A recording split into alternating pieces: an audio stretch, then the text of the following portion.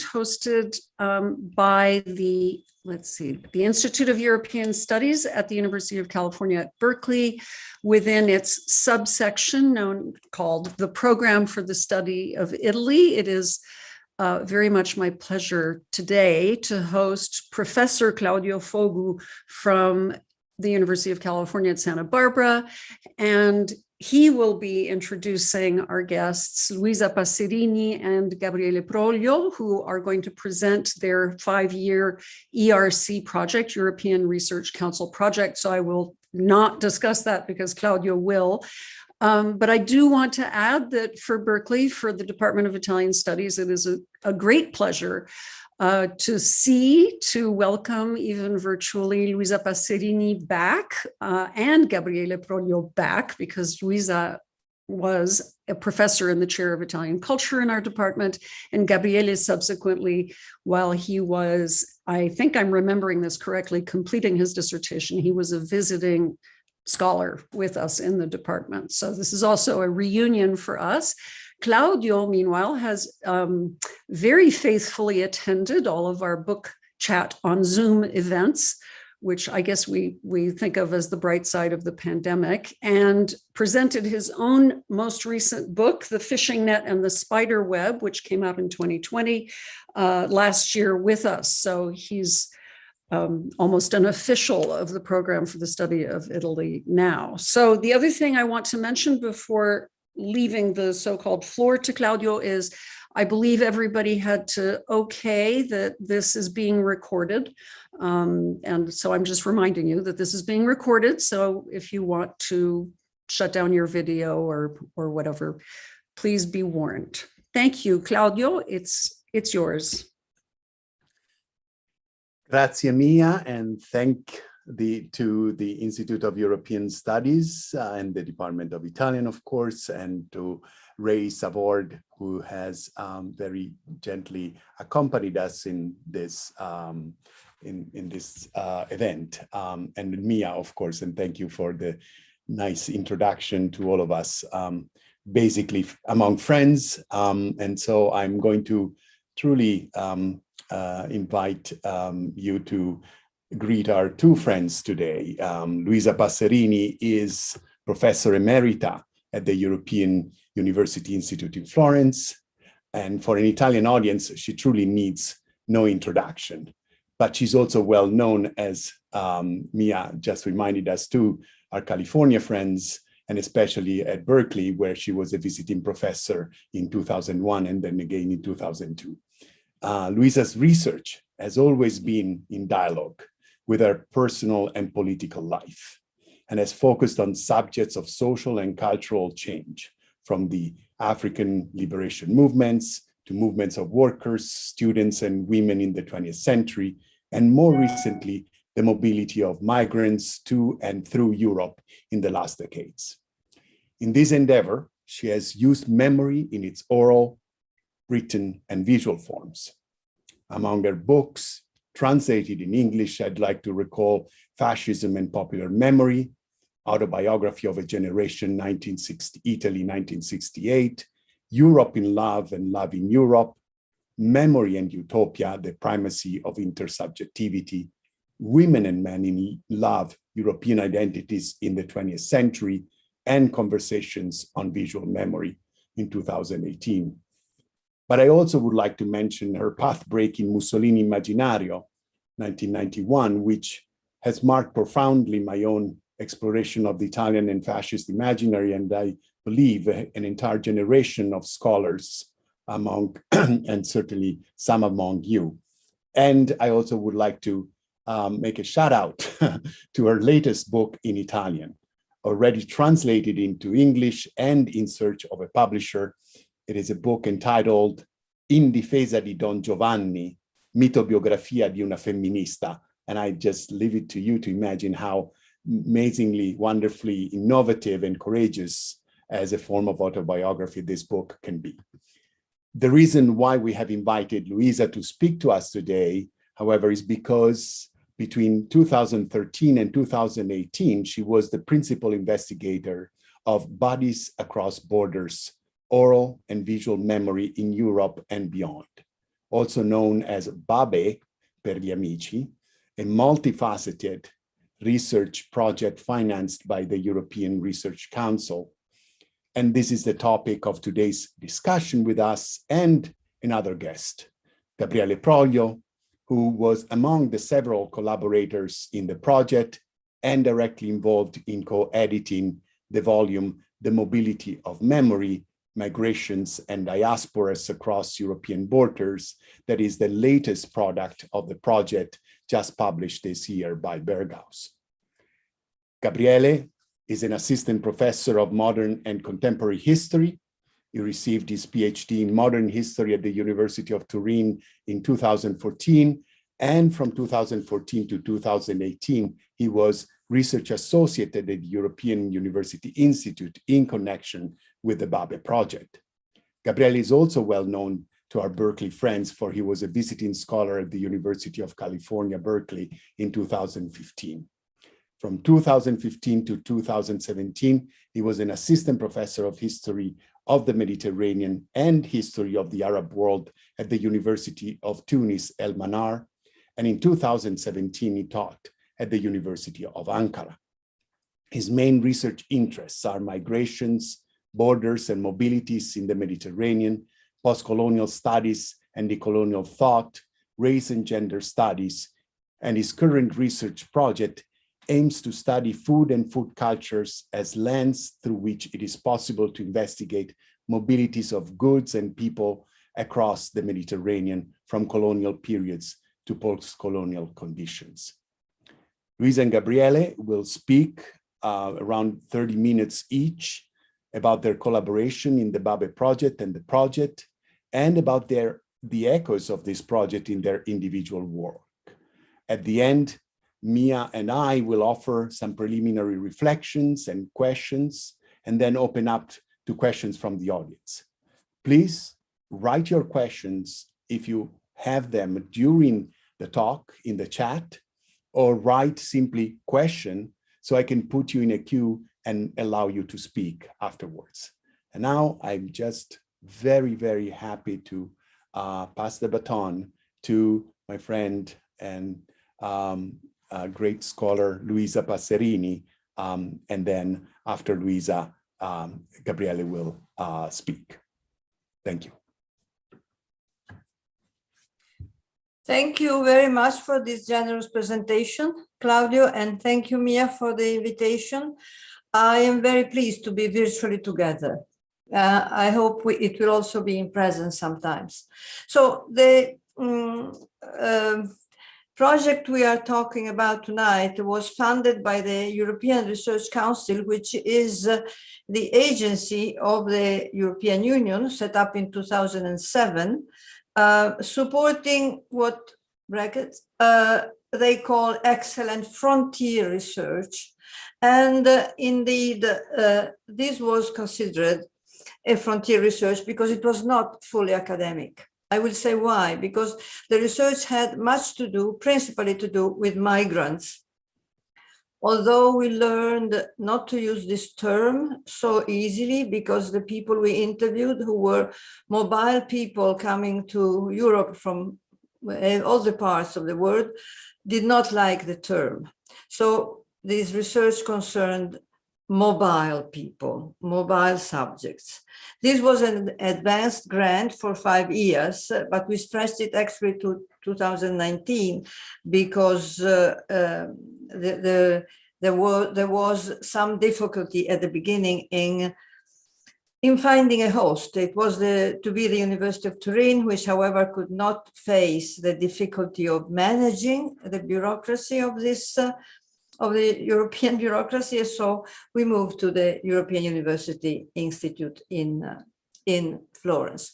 But it's across borders, oral and visual memory in Europe and beyond. The main impulse from the methodological point of view was to enlarge the research on oral memory, oral and written memory to visuality. But there was another conceptual pillar, which was also political, which was to deal with what we were seeing every day, the tragedy in the Mediterranean and the tragedy in the former Yugoslavian area of people moving towards Europe. So there was a double impulse, a methodological one and a cultural political one. And there was also a strong desire to explore the relationship between various forms of knowledge, considering art among the forms of knowledge, art as knowledge, and in this case, particularly art and cultural history. There was also a didactic purpose to present a Europe seen from its borders, and also imagining a possible Europe different from the present one. So the key words were visuality, mobility, and intersubjectivity. And the research project was done in the Netherlands and in Italy, not because we wanted to compare these two countries. I want to be very clear on this. Among the research team, you can see Iris van Huis and Melissa Tarkilovic, who were both in the Netherlands, Utrecht and Amsterdam. But the intent was not comparison. It was to create a tension between the history of two public spheres, which were very different for their historical backgrounds. In one case, a long history of colonialism. In the other case, Italy, a short one. Different in freedom and rights, in which was for a long time a contrast between the two countries, until we came in recent times to convergences in xenophobia and racism. And finally, in both cases, the existence in both countries of experimental forms of art engaged in the debate on postcolonial and decolonial. These are three main reasons for this, for creating this tension, hoping that the tension between the two countries would generate a European dimension in which Europe is not understood as a sum of countries, but as an idea, and possibly also a utopian idea that may become particularly useful for younger generations. In fact, this project has had a large diffusion in schools, as we will say. Now, just to explain briefly, of these research associates, some were teachers, in fact, in elementary schools and in junior and senior high schools, and some, on the contrary, university researchers or independent scholars.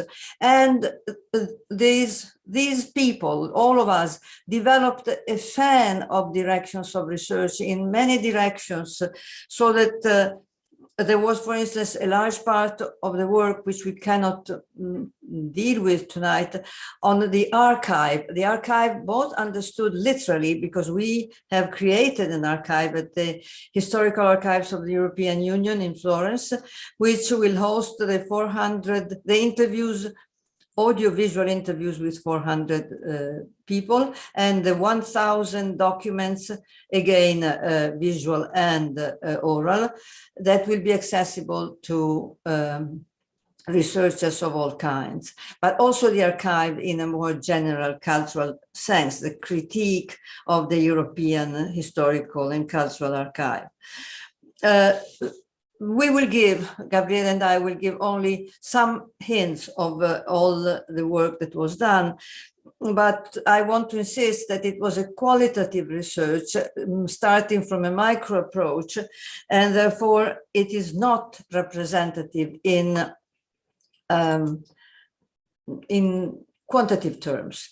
This map gives you an idea of the number of countries from where the people whom we interviewed came from, but it is not representative from the quantitative point of view, neither in relationship with the type of country, nor for what concerns the gender percentage, because we have 52% men and 47% women among the interviewees. And of course, this percentage is completely unbalanced in favor of women in comparison to reality. Now, the starting point for this research was a mistake. I shall explain myself. As I said, the main idea was to enlarge, from the methodological point of view, was to enlarge memory studies from oral and written to visuality. But I had the idea, and we shared it in the group, that there could be parallel memories. Understanding by these parallel memories in art, constructed by artists, and memories by mobile people. And as an example, there is this image by Ai Weiwei, which is very similar to this image by Mohammed. Mohammed is a pseudonym.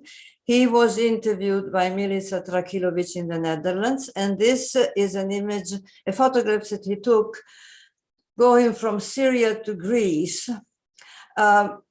But this image has to be seen within the whole story, the oral story that he told, that was how he left from Syria, went to the Far East, and then came back, and then from Syria proceeded to Greece, and from Greece proceeded to the Netherlands. Now, I use these two images to indicate that the original mistake I did, the hope that there could be a sort of convergence between the memory of Europe and its borders constructed by artists, visual artists, and the memory of Europe and its borders constructed by mobile people. And this was a simplification. Parallel they are indeed, but in the sense that they never meet. And the only meeting point was created by us. So I anticipate this was a sort, we acted as those who tried to bridge the two subjectivities at play and to create a mediated intersubjectivity between these two forms of memory, of visual memory. I am completely aware of the controversial nature of Ai Weiwei's work. He has been accused of doing a commercial use of the images referring to migration. And in a way, he has done it. This is Palazzo Strozzi in Florence. It was a challenge that, by the way, the Florentines resented very much, because they thought that a symbol of the Renaissance was not to be ruined and used as a basis for a challenge. But for what concerns the debate on Ai Weiwei, I do think that it is not it is not in my competence to criticize the commercial use of art. And from an instrumental point of view, it may be that still it is useful for certain purposes, and that the similarities of these images can be meaningful from a point of view of diffusing a certain idea of migration. But actually, the most important parallelism which is really at the basis of the project, the Bodies Across Borders project, is a exemplified by this video essay. It's a video essay, as it is called by its authors, the video artist Ursula Beeman and the anthropologist Angela Sanders. Done in 2003, I saw it in Berlin in 2005, and I sort of felt it was the way to go. It was because this video essay done by an artist and anthropologist was showing the way to find bridges between forms of knowledge, art, and the humanities, and was denouncing more strongly than many political voices the state of the borders of Europe. These are women moving across Gibraltar, wearing very many layers of clothes in order to sell them, smuggling them actually from Africa to Spain. But the most impressive and most inspiring work was Sahara Chronicle, another video essay lasting 78 minutes by Ursula Beeman. This is very significant for this effort to compare and connect the forms of knowledge represented by art and by cultural history and oral history, because it is a story about the crossing of the Sahara by masses of people, but it gives space to two individuals, Adawa, the man here, who is from Niger, a Tuareg, and he participated in the Tuareg rebellion of 1991, but he lives at the margins of the law because he acts as a broker, an overseer of the migration, the clandestine migration through the Sahara from Niger to Algeria. And therefore he's perfectly aware of that his rebellious state is at the same time a position from which he exploits and oppresses other Africans. So he lives in interstices. But what interests us here is that the approach by Ursula Beeman is systemic, as she says. So it is the general image of the system and the mobility of people. And within it, she presents only two individual interviews, this by Adawa and this by Kumba Soumbour from Senegal. Now, I've jumped into the middle of things, but I want to tell you that this material that I'm showing to you was shown by us to mobile people, to subjects of migration, especially in schools, both high schools and adult education schools, where migrants, I keep using the term, although I have said that I am aware of its negative connotations, study in order to get a diploma, to learn Italian, and to find a better job, and possibly a permission for living in not clandestine state. Now, the story of Kumba within the video Sahara Chronicle is particularly significant because she is a girl who left Senegal on a boat with 18 men after having implored them to bring her with them. Of course, they didn't want her because she was too young, she was a woman. And they left Senegal, but they were stopped by the Spanish patrol police, so they had to go back to Senegal. And so she had to adjust to Senegal and try to find work as a hairdresser. Now, you should imagine that in a class of people composed of adults of all ages, coming from the whole part of the world, we show this material. The discussion was immediately not on the medium, not on the art, but on the people. So people, the students, the participants started discussing whether it was good or bad that a young woman like that should travel whether Adawa should be, in fact, a broker with his fellow Africans. So we jumped in the middle of the issues of mobility. And then, only then, did we ask, would you do something similar? Would you be willing to represent graphically your journey, your trajectory? Now, what I'm telling you is one part of the research. Gabriele did something similar, but he did it in very different contexts. He will tell you, for instance, in Piazza Maggiore in Bologna, he would interview people with the same method, but on the stairs of the church, you know, or in the central station in Milan. And the similar things was done with young students in high schools, so-called normal ones. So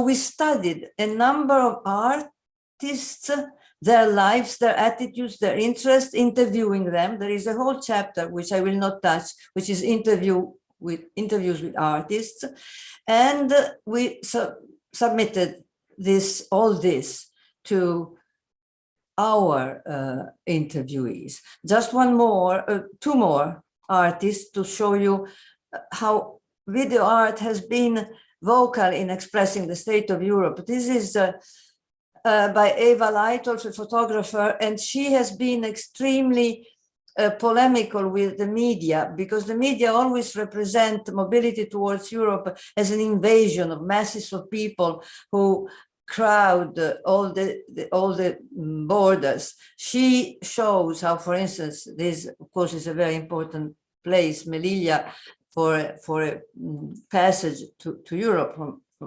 from Spain being, I mean, Melilla being still Spanish, although on African territory. And she is showing the stairs which are used to go over, and she always uses a piece from a newspaper or from a diary, for instance, and she insists on the emptiness of European borders, and so the intent is double: the polemics with the media, and also the intention to show that Europe needs people who come to this emptiness. And of course, there are also deeper meanings. Perhaps we could attribute to her the emptiness of Europe without migrants, the emptiness also from the spiritual and cultural point of view. And finally, the artist who is perhaps closest to us, Bushra Khalili, she is lives in Berlin, but she is French and she is also African. She has many identities and she plays with them. And she has done this mapping journey project, which consists in 8 installations, shown also at the MoMA New York, in which no face is ever shown, but just the hands of a person who draws her itinerary. But notice, please, she uses a traditional map. This is a Westernocentric map. This is the type of representation of geography that the Western science uses. While I will try to show you that we tried to explore new ways of representing Europe. But Bushra Khalili re-elaborates that map into this, this is serigraphy, it's on silk. And it is like bringing the itinerary from Mogadishu through Kufra, Benghazi, and Bari to the sky, like a constellation, because she is inspired by the idea of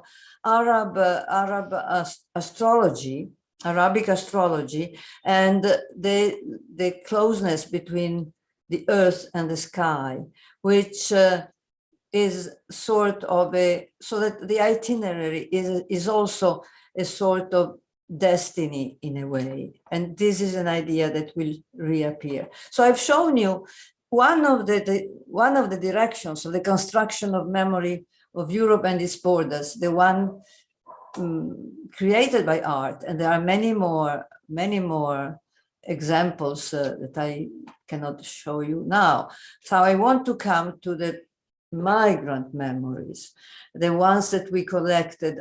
Let me say that the great majority of the people we interviewed accepted to talk and draw or bring photographs or make little videos, therefore to construct with us in an intersubjective relationship their memory of the mobility. But they showed resistances. Now, I am accustomed, since many years I've been doing oral history, and I'm accustomed to resistances because when especially to free so-called open interviews, asking people, what could you tell me of your life? Could you tell me the story of your life? And many times there were resistances in different ways, such as my life, there is nothing to say, or my life, there could be a novel, there is too much to say. And then, of course, most of the times the story came. But here, this was a real blow to me. Antonella Dascalescu, here she is. She was very friendly.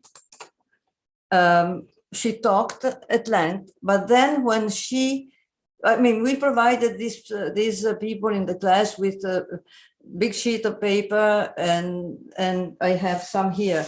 You see something like this, and the pastel colors and so on.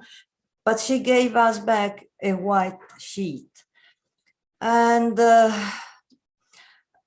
I felt, it was one of the moments in which I felt, and the others also felt, that our Eurocentrism was put into question.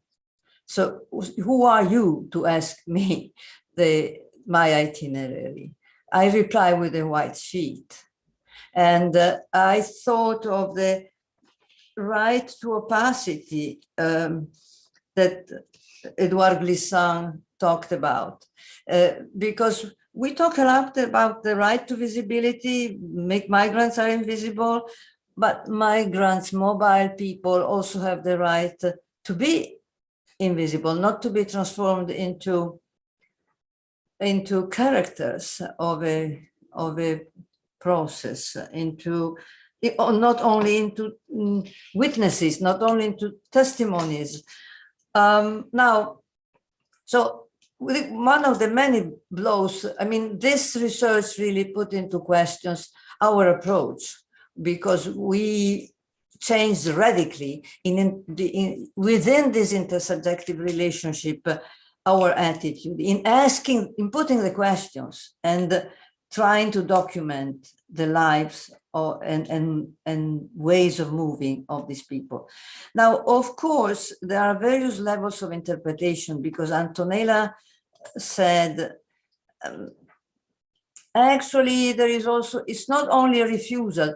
She said, there is not enough time to draw what I have seen. And it is also impossible to transmit what I have seen and what I have experienced. So it's a silence that is composed of layers, various layers and various depths of silence. I cannot forget that my first work in oral history was on silence. But here we are doing with visual memory. And so silence is void, is emptiness, is white sheet, is something else, is a different type of resistance, but we are called to interpret it in all possible ways. And one way, of course, is to listen to the oral explanation of justification, but the other is also to put ourselves into questions and sort of reverse the question. Why am I asking this? Why am I doing this research? How am I doing it? Which is my positionality? And so on and so on. We sort of came out of this research project transformed to some extent. But there was another resistance. This Fabiola Samaniego from Ecuador, Fabiola Samaniego Jimenez, she sat at her desk crying in front of a white sheet like the one that Antonella handed us. And so I sat close to her and said, you don't have to draw if you don't want to. And she said, but I want to draw.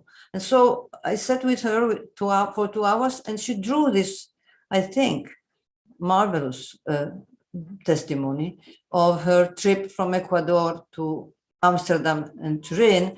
And she later on was able to call her 4 children. And she wrote here in Italian. It may be, I think it's particularly striking when presenting this research in English, that of course these people, of course, it's again, wrote in Italian. They were learning Italian, or they wrote in Dutch. So again, here we see the strength of domination and the assimilation which is going on. This colorful product by Fabiola that was so dramatic, so difficult for her to draw, when she presented it, was complete. The oral. It's interesting how the drawing was extremely dramatic, extremely painful, but the oral presentation was very lively, very easygoing, and she spoke with great capacity. And by the way, she is speaking in front of a map of Italy of the traditional type, which is significant also. And so she ended up saying, we will all be all right with the help of God. A very optimistic ending. Somebody asked some questions like, they said, what about the father of these children? And she said, oh, there is no husband, there is no father. So it was an affirmation of herself. The resistance transformed itself into a real communication. And the third type of resistance by Youssef Boukous, Morocco. Youssef, he was one of the people that we interviewed doubly, once in the class in front of with his schoolmates, and the other individually, because his was a very complex testimony. Now, he didn't draw anything figurative. He drew his initial. Why? The why is maybe, of course, also for religious reasons, not to represent the human figure, but to use a symbol, a graphic symbol. But it is full of something that we have found many times. Gabriele has studied it deeply, the geography of emotions. Here we are, Kurigba in Morocco is indicated with a heart, a little heart. And the other heart in this map is Grenoble, because in the first town, Youssef's mother lives, and in Grenoble, his fiancée lives. So this one leg of the Y connects like Rigba, Casablanca, Milan, Turin, Grenoble, and the rest of the Y represents the future. Monaco, Munich, Paris, and Brussels. So this representation I see as a form of resistance in the sense that it does not, it is sort of esoteric. It does not reveal. It has to be explained by the person, and also it does not, it uses his own initial so as to establish a, at first, not so clear equivalence between the self, the trip, and the name. So identity all fused, three forms of identity all fused together. Resistances were not always the case. On the contrary, there were many efforts, many willing efforts to visualize the memory of mobility or the mobility of memory. And here we can see, we will see, we could study actually, and it is sometimes it is very mysterious, the relationship between the oral, the written, and the visual. It is because I think it is the result of an effort to create a language. These interviewees tried to find a language putting together us and them, finding a common form of expression. So Abdou Cissé, now he is one of the Africans that had to pay people like Kadawa, whom I showed you before, in order to cross the Sahara, because he was coming from Senegal and had to pay the fee. And so the two faces of mobility, the two faces of rebellion, the two faces two of the faces of Africa. And Abdou gave a long speech presenting his map. By the way, let me stop a moment to say that we gave a lot of time and study to the question of the mental map. And I originally was very critical of the concept, the notion of mental map, because it is a cognitivist notion which was studied, for instance, in rats, the mental maps of rats and so on. But then with the help of Jerry Brunner, who was then still alive and was a very particular type of cognitivist scholar, he and I discussed at length the idea of mental map as an interactive notion that is continuously created through the relationship between the created and recreated, the relationship between the environment and the person, and between a person and the others. So it is, of course, Brunner would not use the term intersubjectivity that I use, but there was a similarity in this. Anyway, this is how Abdou Cissé sees his trajectory, and it starts from Bamako, Mali, and then goes up through Gao, Kidali, Algeria, Libya, and finally Italy here. And he says, he writes in Italian here, I tell you the story of the trip that brought me to Italy. I was born in a village 300 kilometers from Bamako, the capital of my country.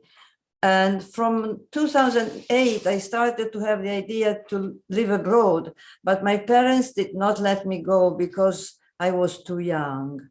And finally, in August 2010, I came out of my country, went to Algeria, where I stayed for 2 months, and then went to Libya, where I stayed until the beginning of the war, and then came to Italy. Now, Abdu's oral story is very complementary to this map, because the story is it's orally told, is as sinuous and tortuous and in a way circular and complicate as the image is. In fact, he used the traditional forms of the oral tradition in Africa, using the direct speech, like saying to us, now, my friends, I will tell you this part of the story, and then going back and starting again and through digressions and so on. So there was a perfect complementarity in this case, which was not often the case, between the oral and the written. And well, he is interesting not only because he's the other side of Adawa, but also because he has expressed very clearly in his oral presentation the idea that his trip never ends. Of course, this can also be a very dramatic thing, and it often is. But in his case, the idea was that he's always starting a new trip, and now the new trip was to learn Italian and learn to know Italy, and eventually decide whether to stay there or go on, like Yusuf Boussouf thought of. And finally, this is an extremely interesting case, because very often it is deceptive. All this is deceptive because we think that there is a similarity in these two drawings, but it is coincidental because Maricica left from Romania. By the way, in this case, the east, what is the east of Europe, is at the bottom of the drawing, rather than being as usually on the left. And the trip has an ascensional direction, and these different colors indicate different countries. First Romania, then Hungary, then Austria, and the writings indicate very stressing situations, sleeping in the woods, in the rain, being chased by dogs, being clandestine, until finally the green part reaches Udine, Italy, and then Venice is the blue part, and finally Venice to Turin. Maricica drawing her map. And also, in this case, we have 3 documents, also a sort of composition on the emotions of the emozioni del viaggio, the emotions of the trip.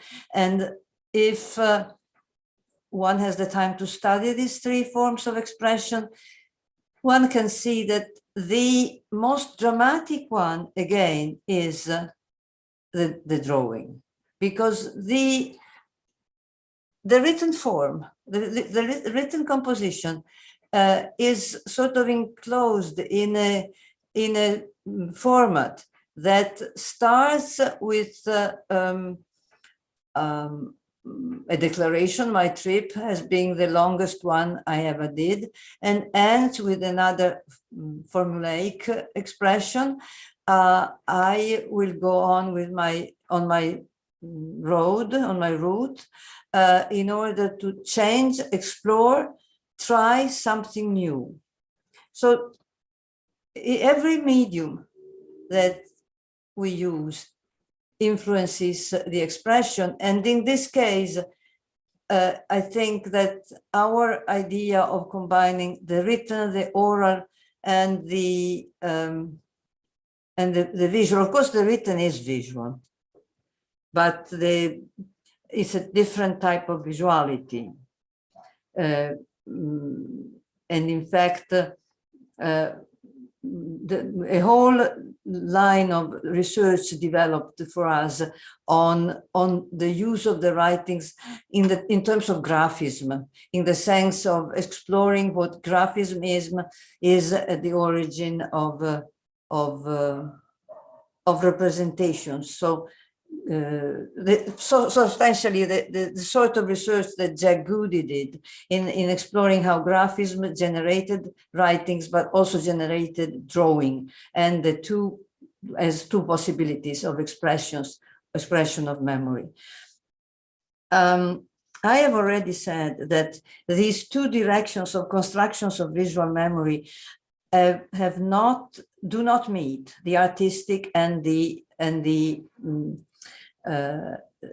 artistic expressions and the visual memory of mobile people. But we have seen many reverberations, I will say resonances or reverberations between the two. And we have tried to establish a sort of triangle: ourselves, the mobile people, the artists, and to construct a memory of Europe, which is, and its borders, which is critical and deconstructive of the present type of Europe, which is not able, not willing, not capable of accepting migrants.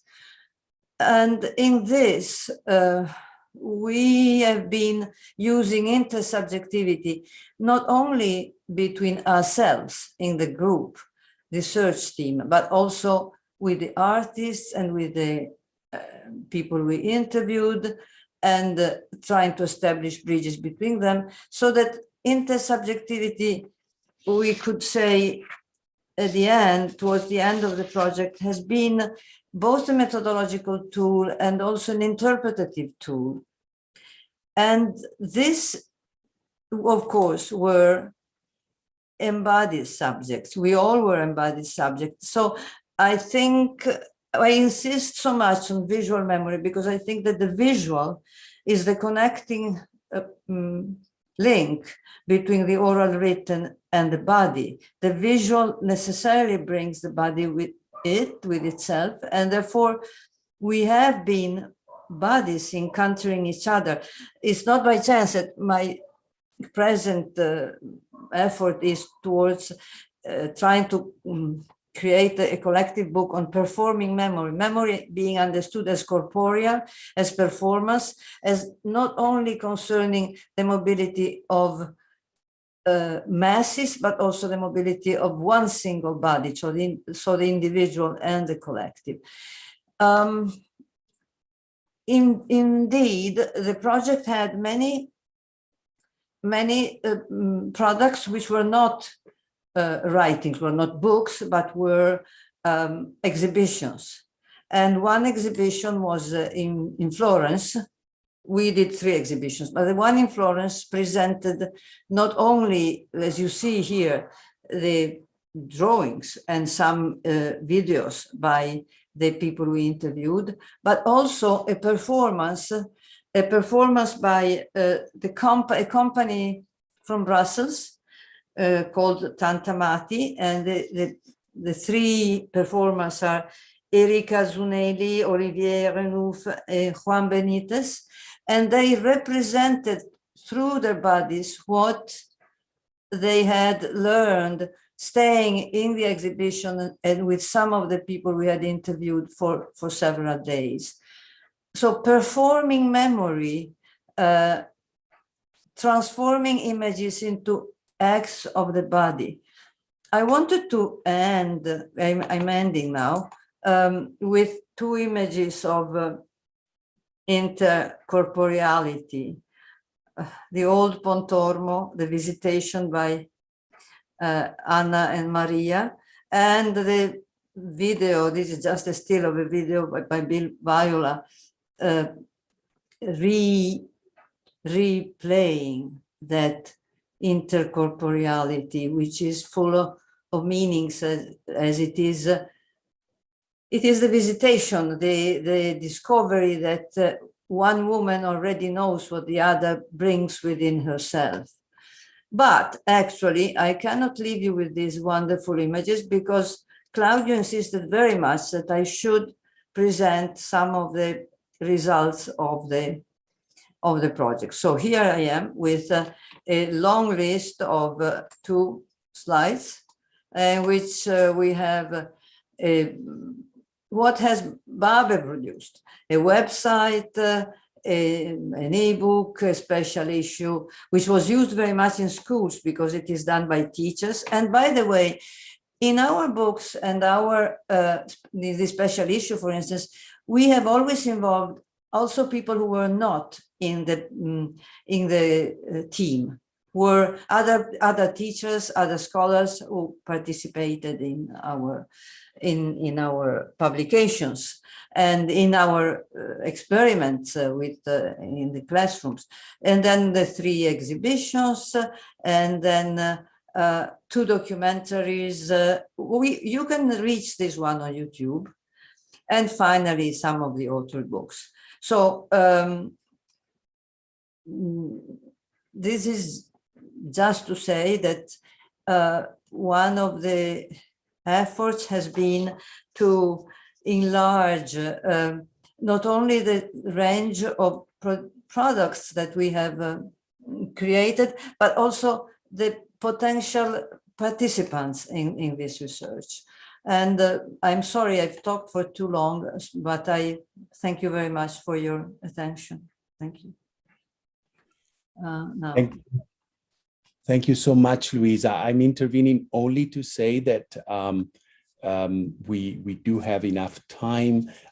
This was scheduled for 2 hours. I will give out my comments. I have the pleasure of being in Torino with Gabriele and Luisa, so we can talk anytime, even in person. So I'm going to leave it to Gabriele, and then we'll open up to questions right away at the end of Gabriele's presentation. So you'll have plenty of time. And if you cannot put your questions, be sure to send it to me. I will actually refer it to Gabriele and Luisa. And you can always, of course, watch all of this. It's being recorded. Thank you. Go ahead, Gabriele, and thank you, Luisa. So thank you so much, Claudio and Mia, for this invitation. I'm very happy to get back to Berkeley. So I will try to connect my paper to Luisa's one. And my aim is to focus on post-colonial and decolonial topics. The first part of my intervention is about many perspectives in Babe project, many perspectives from the post-colonial point of view. I would like to mention Liliana Elena, who focused on Eva Nera, a docu-fiction shot in the early 50s in Eritrea, and analyzed and problematized the question of the archive. Giada Giustetto and Graziella Bonansea, who worked both on schools and students in different schools.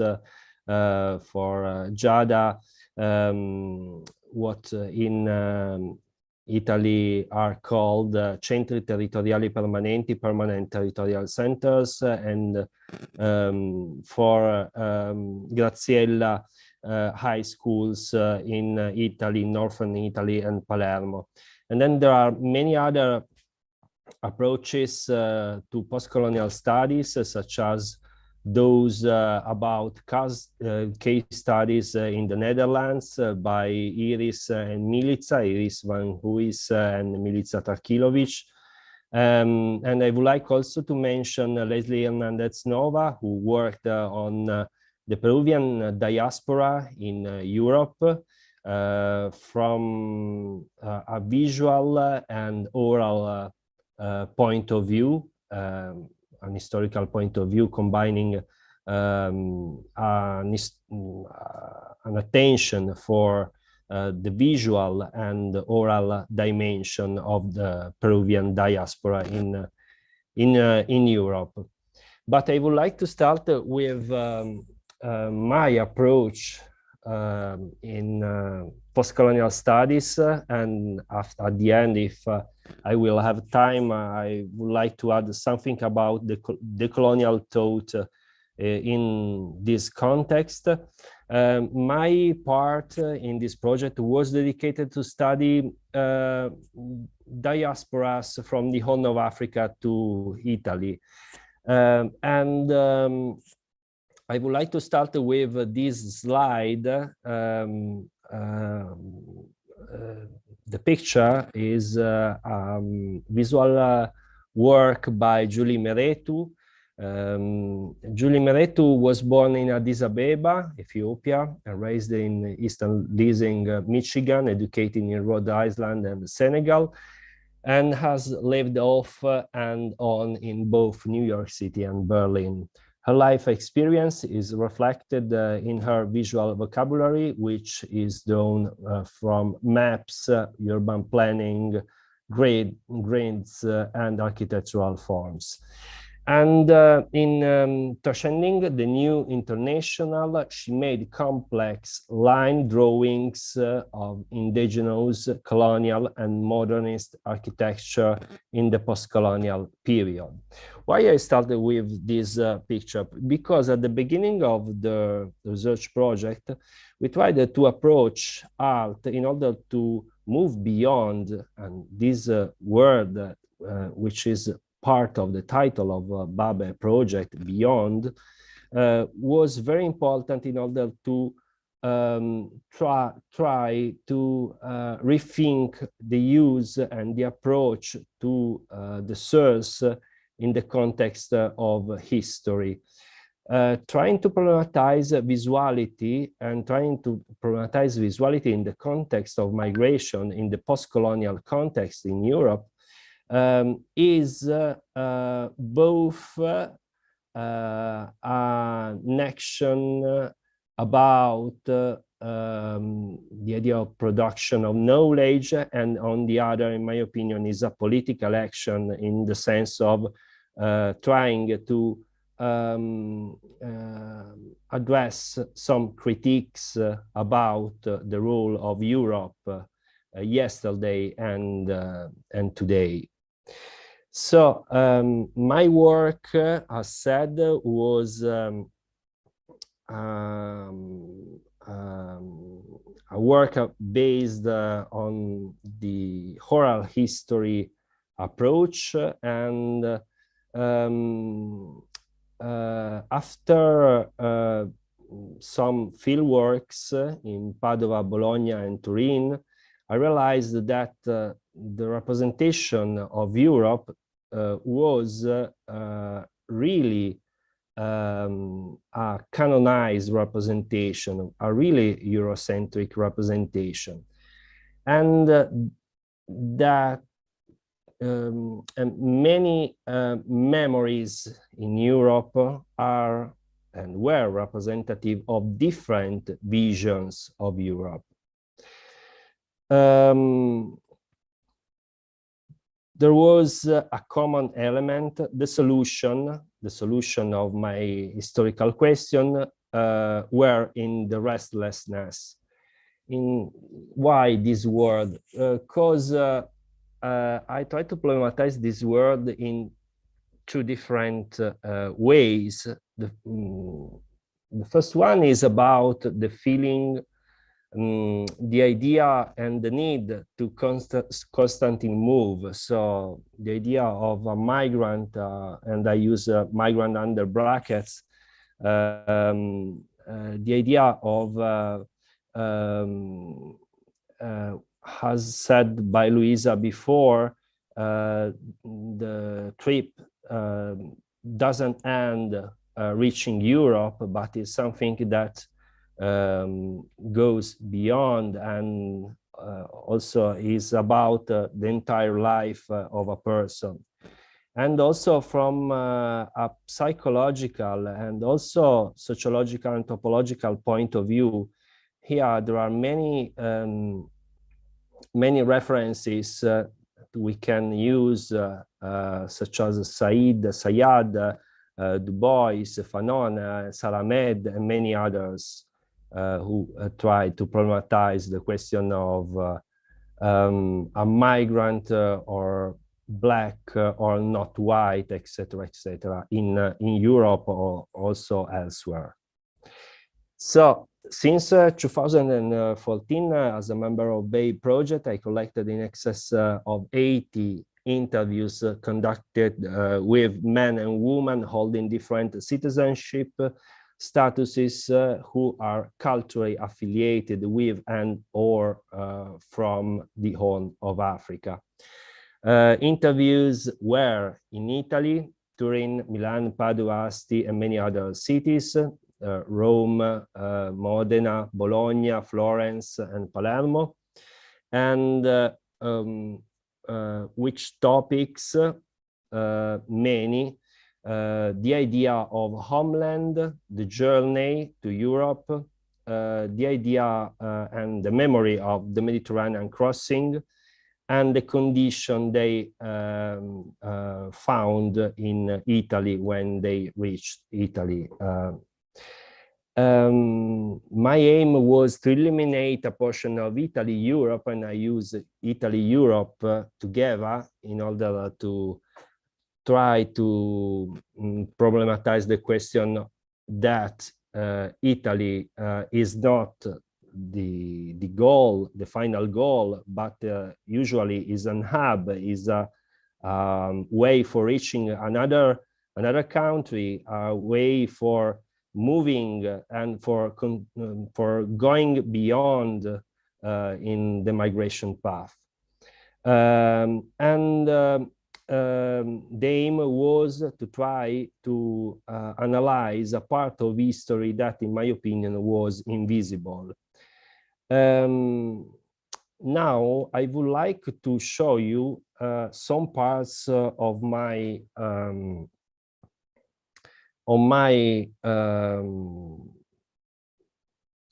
research. At the end of my at the end of each interview, I asked, as said before by Luisa, to draw a map, to draw something that was connected to the interview. Many of them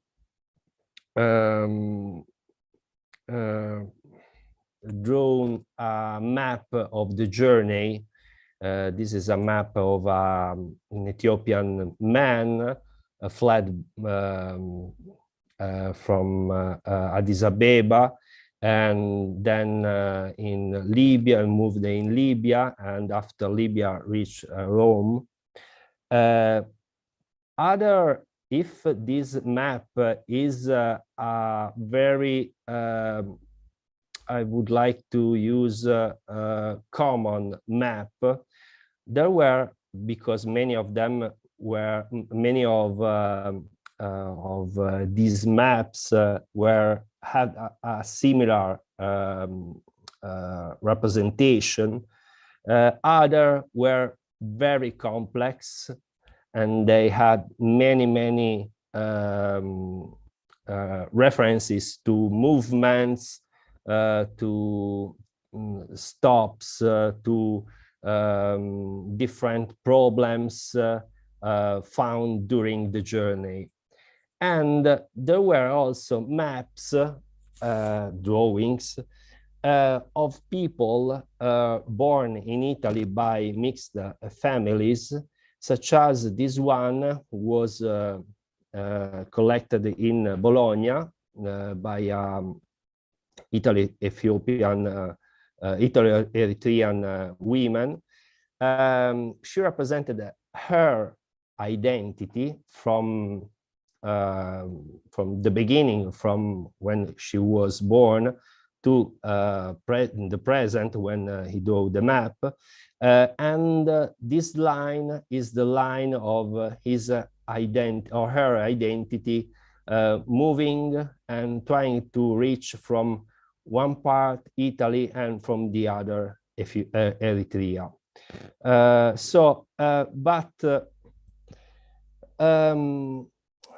I would like to introduce the question of geographies of emotion. Why geography of emotion? I introduced this concept in order to study how oral memories collected are representatives of other visions of Europe and the whole world. Many theoretical references, such as figurations by Donna Haraway, Gloria Anzaldúa, Teresa de Lauretis, figurations able to problematize and to critique a canonized vision of the world, references to the autonomy of migration theory as proposed by Papadopoulos, Stephenson, and Tsianos, but also by Mezzadra, and to geographical imagination as pointed out by David Haraway, Derek Gregory, Edward Said, Edward Soya, and many other scholars. My use of the term geographies of emotions refers to the way in which shared memories of an emotion connect subjects to a place such as Lampedusa, a crisis situation, or a social condition, a refugee or so-called illegals in Europe, revealing how they affect the intersubjective sphere, reshaping, mostly indirectly, the canonized geography of Europe. From this perspective of memory, the process engages with human geography considered as a space of a dialogue, connection, and mobility for subjects. The geography of an emotion is both a perspective and a method for investigating how intersubjectivity can reshape places, relationships, and representations. And now I would like to show you some examples of these geographies of emotions. The first one is about drawing a map by Meron. Meron was born in 1988. He escaped from Sawa, the Eritrean military headquarters, to Santa Fe. He decided to leave the country because of a social situation that he deemed unacceptable. He organized the trip with his cousin, and during the 20 days of leave, he was a soldier before, as many other people in Sawa, he escaped. He reached Santa Fe after working for 350 kilometers and then continued to Doha and other cities. Crossing the border to Sudan on a truck that was packed full of people was a particularly difficult experience. He finally reached Libya, first in Kufra, then continuing to Benghazi, and eventually reaching Tripoli. So this map is important because during the act of drawing this path, this journey, he narrated, he explained me his situation, and I would like to show you some transcriptions of the interview. So here, this is a very long transcription. Usually when there is a story like that, is really a very long narration of the journey from the beginning to the end. And there are many feelings, many parts of this transcription which are connected to feelings, to emotions, such as when I crossed, I was scared, we were scared.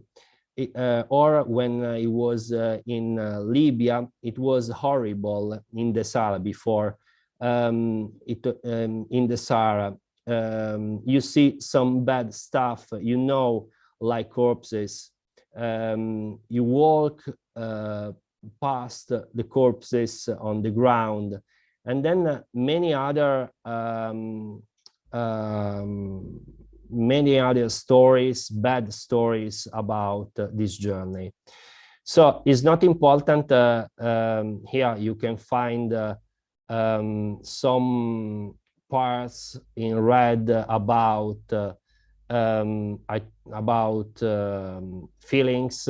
I try to gain some minutes for going ahead, but it's important to say that feelings were important in order, as said before by Luisa, to describe a constellation, a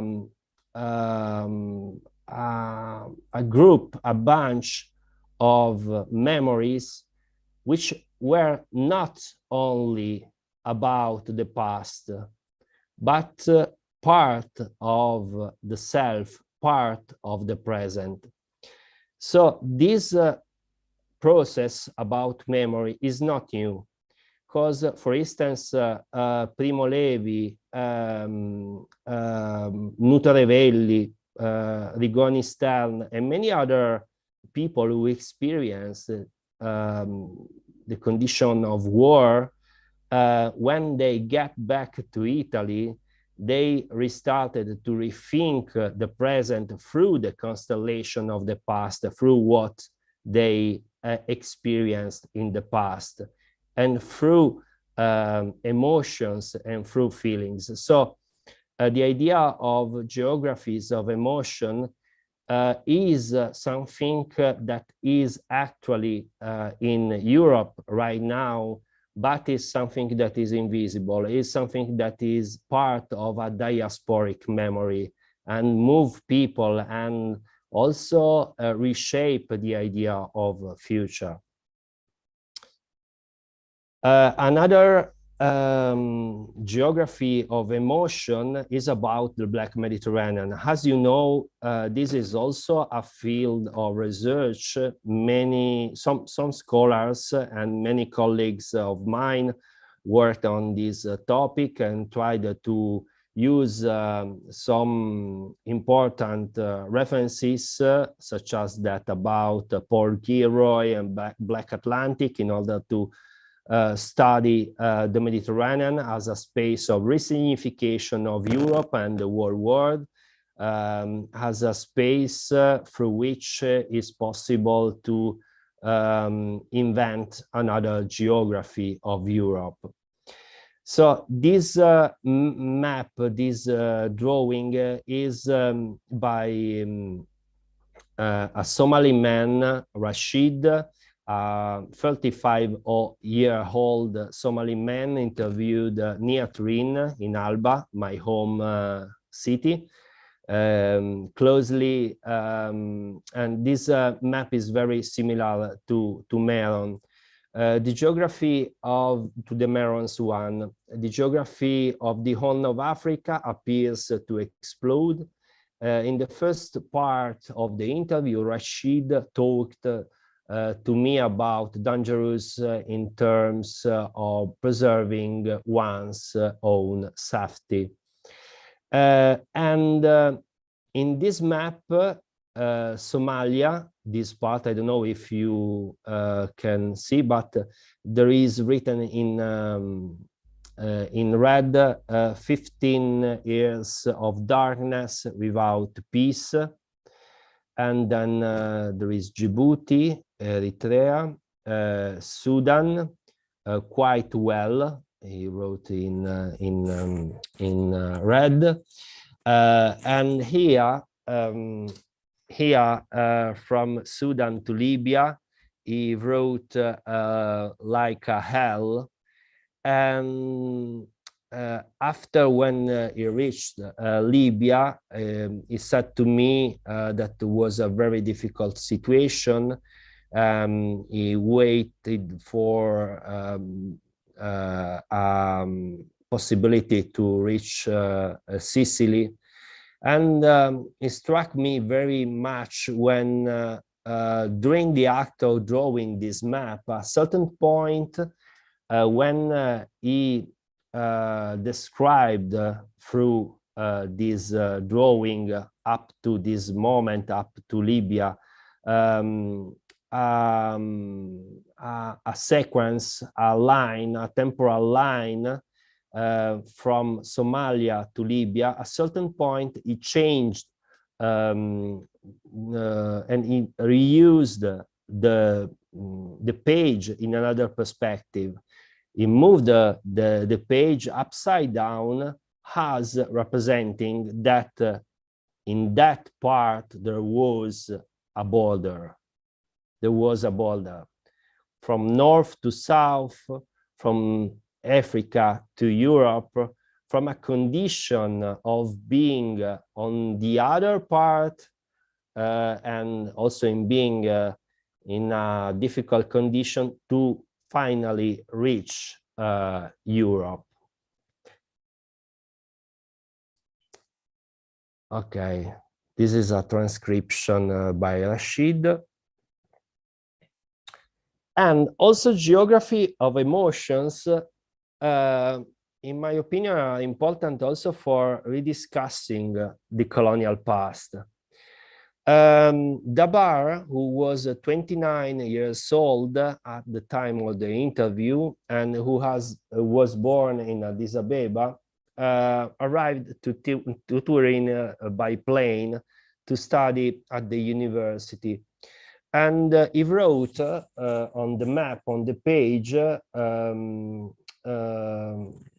these words: Ethiopians have defended themselves against colonialism and are free from white supremacy, and it has helped us a lot morally. We now believe that all of the human race is equal. And then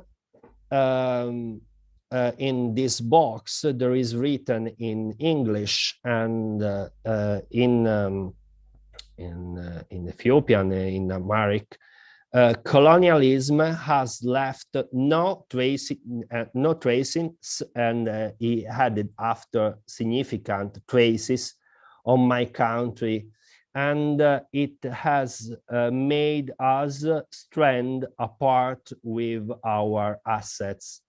Okay, so this way of trying to put together the past, the present, the past about colonialism, the condition, the post-colonial condition of this man in Europe who was able to reach Europe and also to reach Europe without crossing the Mediterranean, and also to mobilize collective memory, Black memory, about the idea that Ethiopia was not conquered by Italian, but was invaded by Italians, is something very, very important in my opinion, because he tried to connect himself to a collective memory or a memory about a Black identity. And I would like to conclude my talk with this final geography of emotion. I met Angela Malika in a bar not far from Milan, Central Railway Station. She was born in Mogadishu and now lives in Milan. She was 52 at the time of the interview in October 2015. She told me that her neighborhood in Somalia was the land of the Italo-Somali people. Immediately after that, she added, my mother was Somali, but my father was Italian, and that but was connected to a condition, a mixed condition, and also the role of white people and Italian people in Somalia. But I would like to quote some parts of the interview. At the end of the interview, she pointed out that she, like other Italo-Somali people, is neither white nor black. And she represented in the drawing her condition. Her emotional geography included anger about conditions in Somalia, happiness about being in Italy, and nostalgia because she could not go back home in Somalia. In the drawing, one can see a circle, this one, and she used two colors, brown and black, and she drew an S between them. She wrote Malika and Angela in the center. Malaika, Angela, is the Arabic name she used in Somalia, and Angela is its Italian equivalent. Then she explained that for her, the circle also represents an egg, sometimes which can protect me, she said. The white part is the Somalia in me, and the black part is the Italy. She went on, and I was struck by her reversal of the chorus, and I asked her about that. She confirmed that she meant what she had said, because I am always out of place, as all Italo-Somalis were and are out of place in the present, in the past, when Italians ruled in Somalia. And the final part of this interview was very important to me. If you are colored, she said, you have a place always here in Somalia, in every part of the world. Some people call me Meticha, other Nera, an N-word, but I don't want to obey these classifications. I am Angela and Malika at the same time. Why not? This means being Italo-Somali. It is not a sort of place in between Africa and Europe, Somalia and Italy, between past and present. It is a game of strategies, and we as Italo-Somalis tip the odds in our favor. We were silent for several seconds, and finally she said, I'm not half of something, half black, half Italian, half woman. I'm a unique subject, a sort of unity, which is a complete as the egg in my drawing. In my opinion, this part, this interview, is important because allows the opportunity to rethink the idea of post-colonial in a decolonial perspective. Why I can try to say, I try to problematize this topic, because post-colonial studies tried to reproblematize the past, the colonial past, from other perspectives. Right now, we have, such as in the case of Angela Malaika, other subjectivities which are, as said by Derrida, also European, among others European, and are in Europe, not the Eurocentric Europe, another Europe. So the decolonization process is part of the present. And this kind of decolonization is not a way of negotiation, with a discourse, a narration, is not an action of subtraction, is not something that is in opposition, is something that is present right now, and is a daily action which, in my opinion, is part of that invisible Europe that we as scholars have to pay attention. Thank you so much.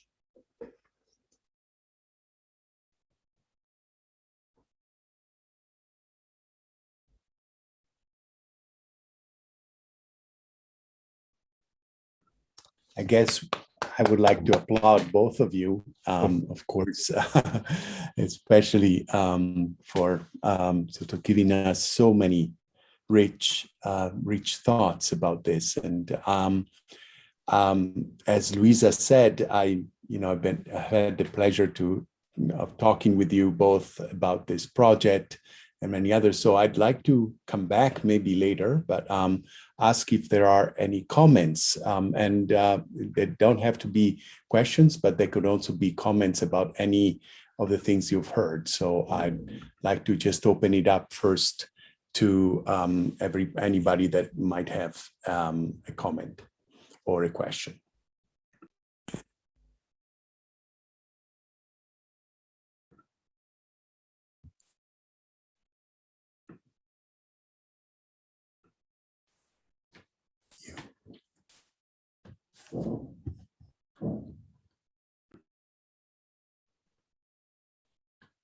Well, I guess maybe. I was about to say, Claudio, I'm happy to jump in. Please do. To warm up the room. So this was indeed a lot of material. You gave us a huge, well, not everything, obviously, but a lot to think about. And so I sort of have a question, comment. It may be more for Luisa than Gabriele, but only because I guess I was listening so much for methods, and Luisa, you began by talking about methods. And so I've been kind of thinking about this a lot. And it really strikes me that the whole project is, it's a little bit like documenting courage in motion. There's so much about courage throughout all of the materials that you presented. And then I have a question. I mean, Luisa, you said something, and Gabriele as well, both of you intimated that there's a lot of potential in the archive that you've created and the materials that are being generated. The prospect of Europe's future, right, is kind of inextricable here because of the demographics that are involved, because of the subjectivities. And so my question is really about how much you see this overall as a suggestion that memory is modified by mobility. Every one of the people you talk about is on the way somewhere, apparently. And sorry, Luisa, I know I'm kind of rambling now, but I was very struck by the woman, of course, who drew by not drawing, and thinking, well, if you're being interviewed, if you're in this dialogue, you don't know the end of your story, so you may feel some reluctance to tell your story. And then several of your interviewees are on their way, Gabriele, as you point out, they're on their way someplace else. And so I was sort of thinking about the courage of the interviewee who's already there, being interviewed or meeting with you, engaging in your project, and their sense of the potential, the future to come, and the things that are not known, and how that mobility shapes your interview, shapes what the interview, etc., the project can produce. Sorry, that was a slightly roundabout way to say that, but I hope it was clear.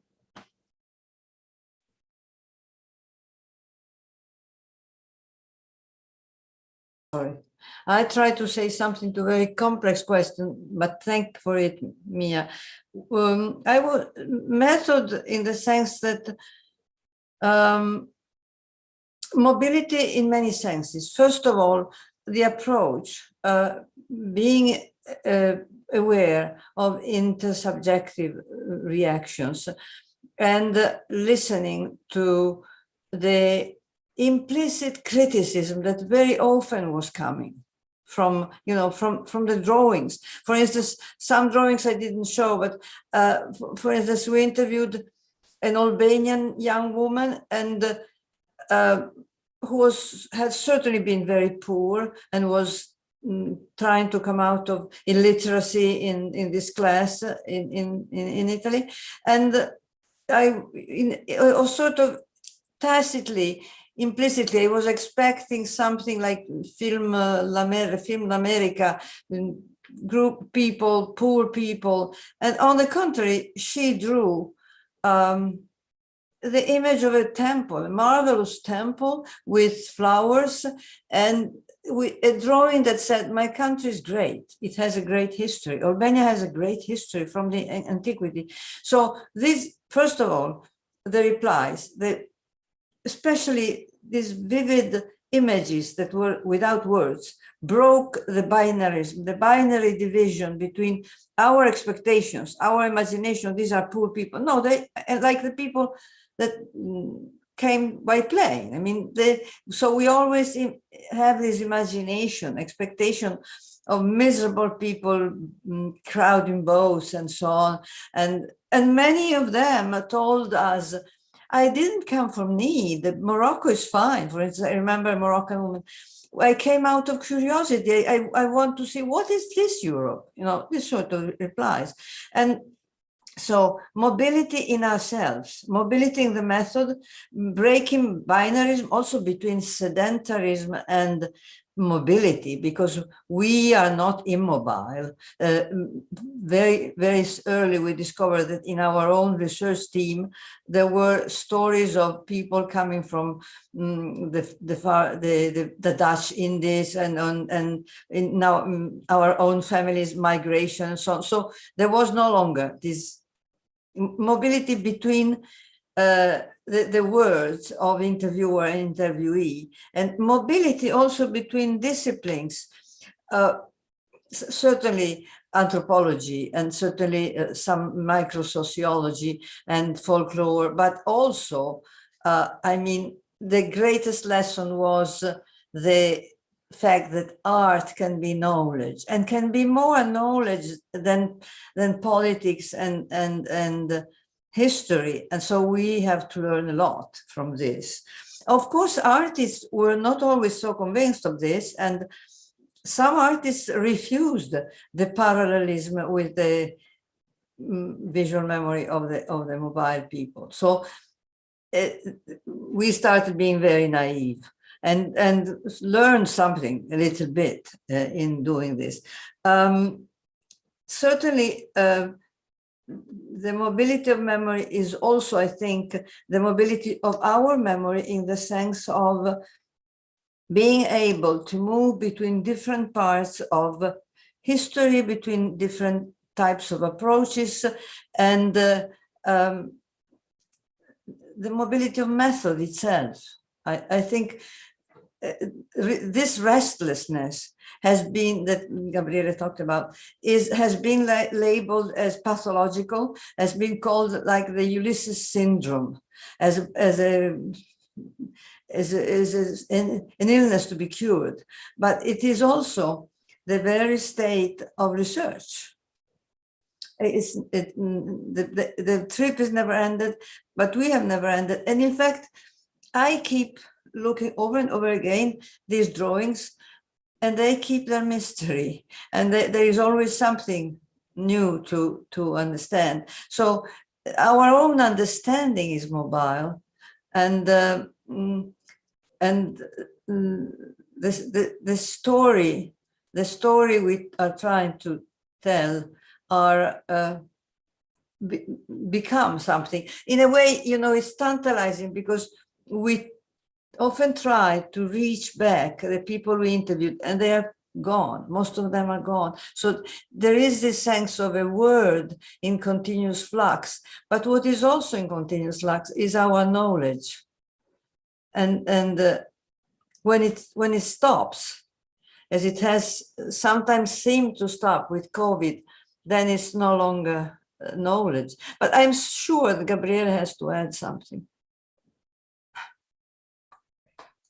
Only two things, because I agree very much on what you said. The first one is mobility also in terms of the role of visuality in making history, because in my opinion, the way of producing knowledge and the way of making history are not usually based on visuality, visual memories, etc. So the approach to art can be useful in order to move beyond, as said before, the epistemological status of history. And also, I would like to add another thing on what Luisa said, that yes, only a small part of each map is part of our history, in the sense that, yes, there are some parts that are impossible to discover, but there are also other parts that were written but are not accessible, is not possible to access to meanings, such as in the case of people coming from the Horn of Africa who wrote in Aramaic on the map without explaining me the meaning of their words. So this is for saying that this is, in my opinion, also a lesson for historians and for trying to reproblematize, recontextualize Europe outside Europe, or maybe in order to, as said by Chakrabarti, in order to provincialize Europe. I stop here because maybe there are other questions. Thank you, Gabriele. Thank you, Luisa. Thank you, Mia, for the question. I'd like to first ask Stephanie Jad to ask a question, and then Jacqueline Adams. Okay, well, thank you very, very much for this wonderful event. I'm thinking as you speak about, especially as you said, how do we put ourselves, how the subjects we're studying help us put ourselves into question. And since so much of communication is nonverbal, as you have shown, I'm wondering about the personal traumas that may have occurred in the mobile subjects prior to migration. And are those personal traumas struggling to emerge? Is it possible for those personal traumas to emerge with the help of your project in terms of asking yourselves about personal traumas, also bringing in the research in neuroscience and interoception to see how is that possible, and the literature on intergenerational trauma. I don't know, those are very broad thoughts, but especially, some of the neuroscience in Italy is getting into intersubjectivity, and just wondering what you thought. Thank you, Stefan. Gabriele, would you like to go first? Maybe Luisa. I was thinking that the Parma school has been very inspiring for us, because they indeed, with this idea of the mirror neurons and the way they have developed it from studying animals to studying humans, are right on the spot, because we have experienced that. You see, we really realized only later that the title "Bodies Across Borders" was crucial. It's a question of bodies. It's a corporeal relationship. It's a corporeal memory, the memory of what you have gone through, which you, however, you can transmit somehow, perhaps also through mechanisms like the mirror neurons, who knows? And I mean, it's not true, who knows? The Parma School has said something about that, but also particularly some of their research, Rizzolatti, for instance, has studied especially the effect of art, how the theory of mirror neurons works not only between bodies, but also between a work of art and a person who looks at it. And therefore, this I think is crucial for us. We had an intuition, but this justifies our intuition. And it's not by chance that some of our advisors, especially Marina Nordera, and who was the one who suggested the 3 performers I showed you in the exhibition. She is a historian of dance, and history of dance also performed. So we did have, and Leslie Hernandez did some research with them, with the equipe in the Université de Nice, Sophie Antipolis, on the study of movement and the history of body movement for single people and people in relationship with each other. So all this has something that enlarges the range of disciplines we are using. We can use. You added one hint to intergenerational, and this is something we have been discussing. And on this, perhaps Gabriele has something very, very up to date to say: the role of intergenerationality in memory. And yeah, for instance, in the case of people fled from the Horn of Africa to Europe, or in the case of people culturally connected to the Horn of Africa. So there were different generations involved in trying to propose and to belong to different identities. In Italy, there are many terms in order to describe people, migrant people, such as seconda generazione or Italo-Ethiopians, etc., etc.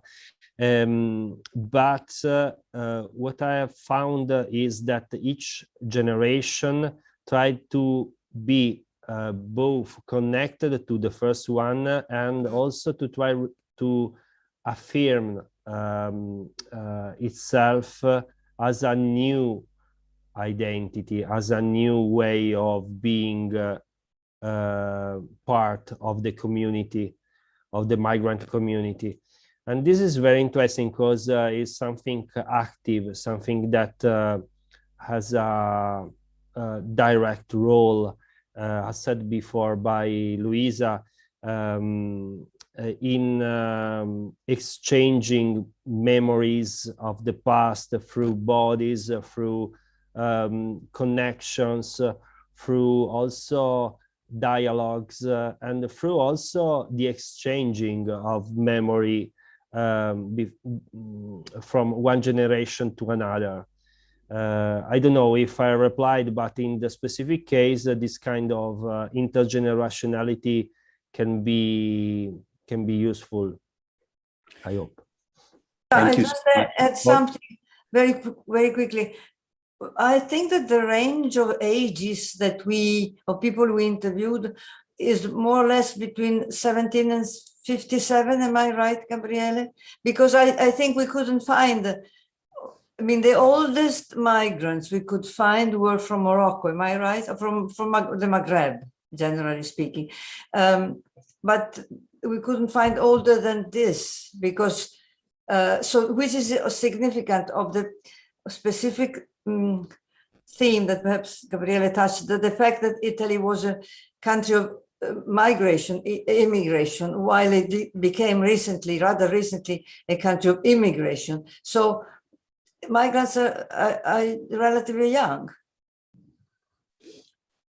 Thank you so much for the, I would like, we only have 10 minutes left. Unbelievable. We all talk about Zoom fatigue, but it seemed like we spent 2 hours and I would certainly keep going. I do have one question I would like to call on Jacqueline Adams, but I would like to also add 2 questions that arrived from Clarissa Clow and Marisa Menendez that you might comment upon at the end. One having to do, if you can talk a little bit more about your work in the schools, and also if you had encountered other experiences of migrants working with art therapy. And Jacqueline, please go ahead with your question. Sorry, can you hear me now? Both talks are very interesting. Thank you very much indeed. I wanted to ask, I'm very interested in how you concretely analyze, go about very concretely. Could you please share with us how you analyze both the maps by the mobile people and the videos? I mean, do you look for themes? Do you code them, as we say in sociology? Do you look for colors? And I ask because I'm dealing with the same issues myself, and I hope to learn from you. Thank you. Gabriele, it's up to you. It's a difficult question. Okay.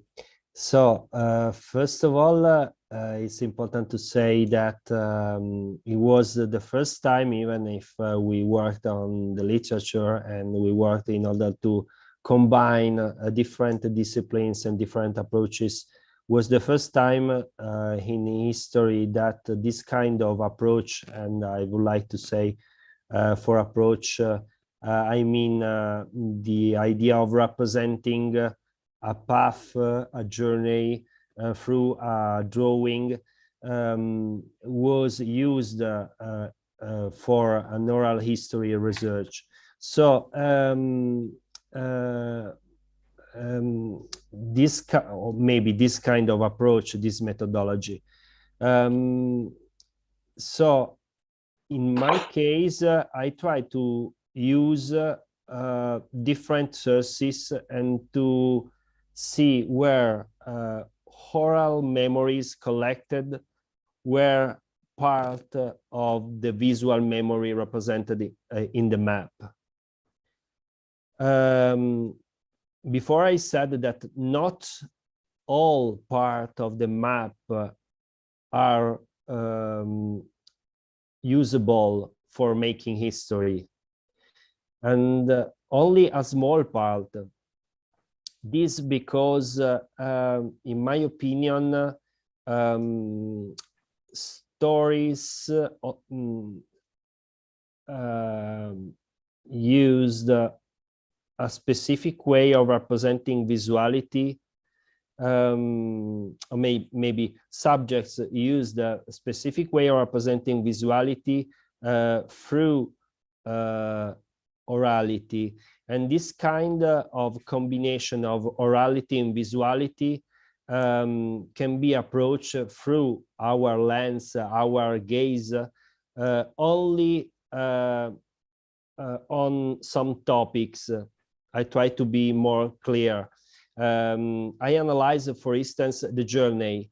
And if I analyze the journey, I can say, okay, this is the journey. She moved from Ethiopia to Sudan, etc., etc. And I can map how this narration is connected to our presentation.